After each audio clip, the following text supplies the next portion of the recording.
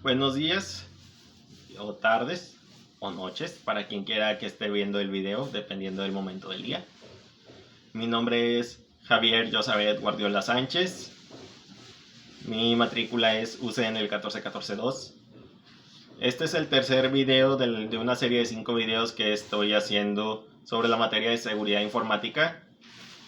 En los videos anteriores hablé sobre conceptos de ciberseguridad básicos y algunos igualmente básicos consejos de seguridad de la información. Así como ya he dicho en el video anterior, que seguridad informática y seguridad de la información no son lo mismo. No se enfocan en lo mismo y simplemente no son lo mismo, si bien sí se encargan de proteger lo mismo, pero por diferentes lados. Por lo tanto, no se encargan de lo mismo. No hacen lo mismo. Es solo para dejar en claro ese tema y es como un dato curioso. Voy a hablar ahora sobre los tipos de ataques más comúnmente usados hoy día y desde los tiempos en que la gente, como quien esté viendo el video, tú o yo, empezó a tener un acceso más habitual, más masificado al internet. Si bien los ataques informáticos antes no necesitaban el acceso a internet, sino el acceso a las redes telefónicas, pero es igualmente acceso a una red. Voy a ahora sí empezar el tema. Los ataques informáticos se realizan por diferentes propósitos. Desde el propósito de simplemente llamar la atención y demostrar que la persona que hizo ese ataque puede hacer eso y más, hasta cosas más serias como pedir un rescate por los datos robados o exponer a la luz a alguna persona importante o exponer ciertos secretos como le hacen los del sitio de Wikileaks, que de repente viendo Wikileaks todos empezamos a descubrir verdades que la gente llamaba que los conspiranoicos decía que era verdad, hasta que este sitio mostró ciertas verdades ocultas de ciertos gobiernos. Pero ese no es el tema. El punto es que se realizaron ataques para sacar esa información y exponerla en un sitio en el que todos tenemos acceso, nada más tecleando en la computadora o en el teclado virtual del teléfono, o pidiéndoselo a OK Google o a cualquier asistente virtual de los teléfonos hoy día. Es bien fácil encontrar esa información que antes estaba oculta y para eso se tuvieron que atacar servidores. Es un ejemplo es un ejemplo hoy día típico de un cierto tipo de ataque informático. De hecho, hay sitios web que registran todos los ataques informáticos, todos los ataques a empresas, a páginas de internet, y nos damos cuenta de que si bien hay hackeos que llegan hasta las noticias, cada día, semana y mes, hay ataques. Hay ataques a alguna página que en nuestra vida quizás vayamos a ver jamás, pero los hay. Diariamente, a cada momento, hay alguien intentando atacar o previniéndose de ser atacado, o de hecho atacando o protegiéndose de un ataque. Si nos vamos a esos registros, podemos ver que cada mes hay al menos un ataque informático lo suficientemente grande como para llegar a las noticias. Simplemente no llegan porque las páginas atacadas no son sitios que la gente común visita a diario. No son ataques a YouTube.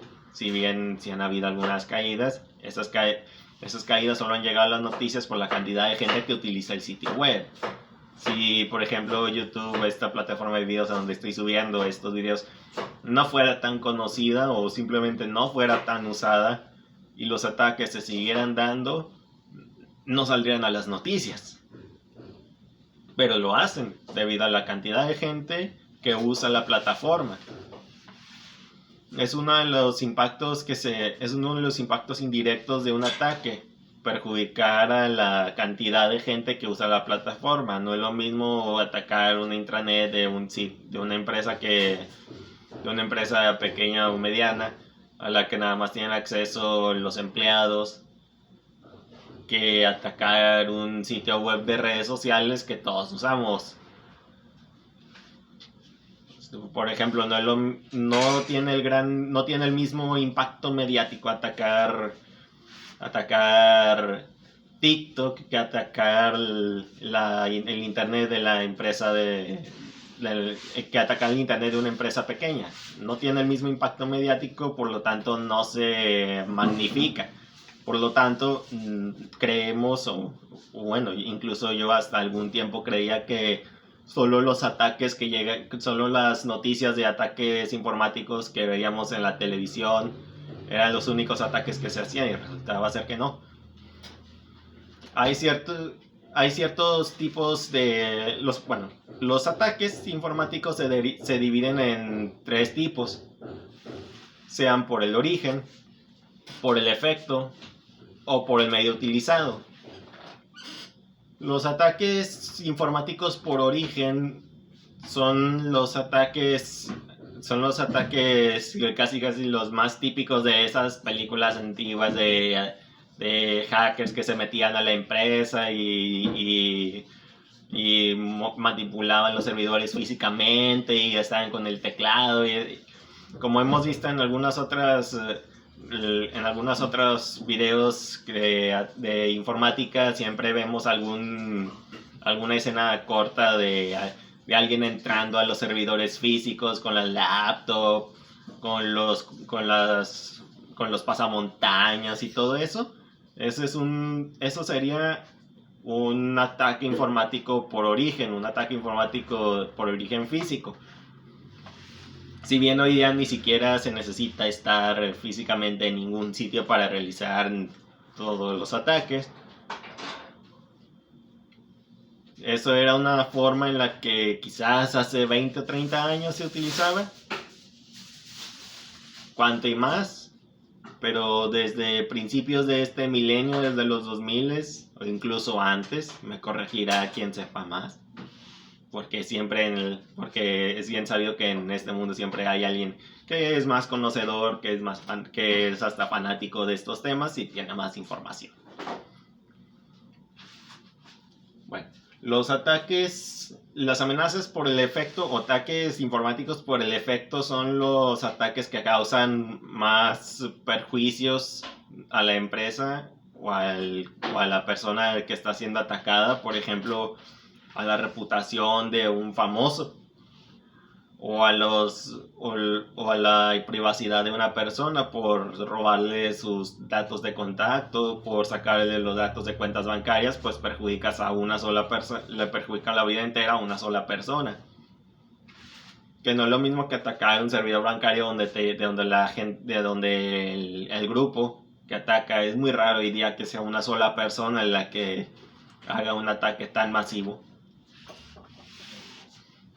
Bueno, de ahí se llevan los datos de millones de personas, por ejemplo, o miles de personas, para hacer un número más realista, o cientos de miles, 200,000, 300,000 registros, o 10 millones o 20 millones de cuentas que se llevan de donde se llevan datos de contacto. Simplemente agarran todo lo que está ahí, se lo llevan y en el llamado mercado negro se lo venden al mejor postor, o a quien simplemente quiera esos datos. Se venden por volumen, se vende una copia de los datos, obviamente, porque no se tiene que vender el archivo original, se puede copiar, pegar, y la copia es lo que se vende y la persona se queda con lo original, y se puede seguir vendiendo esa información de forma indefinida hasta que las autoridades hacen algo y encuentran a la persona en cuestión que tiene esa información sensible.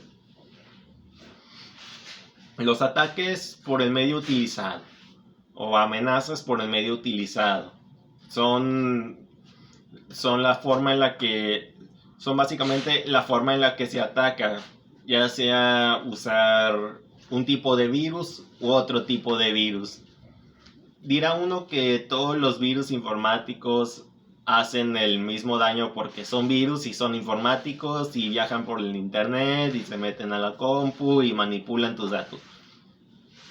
Pero no necesariamente, tiene que haber un virus, tiene que haber un malware que use los exploits o explote las vulnerabilidades del sistema operativo de la computadora, que le abra el paso a otro virus, que tome la contraseña y luego el que le abra el paso a los demás virus que toman tus datos.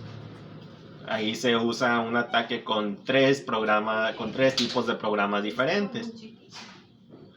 O también se puede usar un virus keylogger que simplemente vaya capturando cada tecla presionada en el teclado y que la computadora le esté detectando.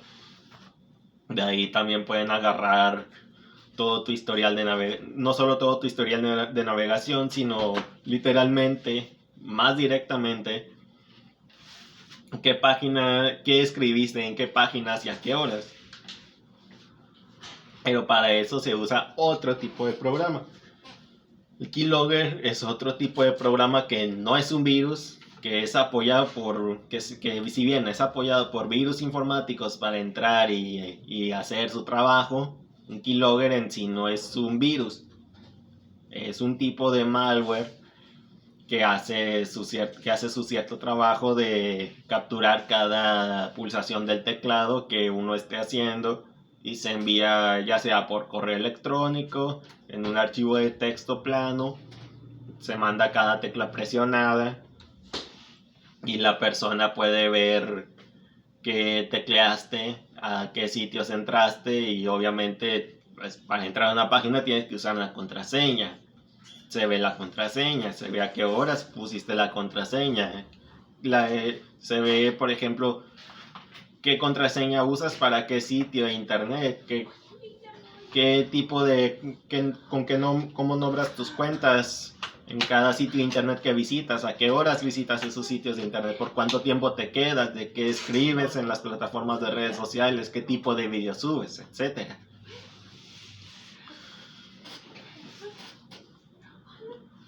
Ataques por el medio utilizado serían los de phishing, o bueno, basado en la palabra pescar en inglés.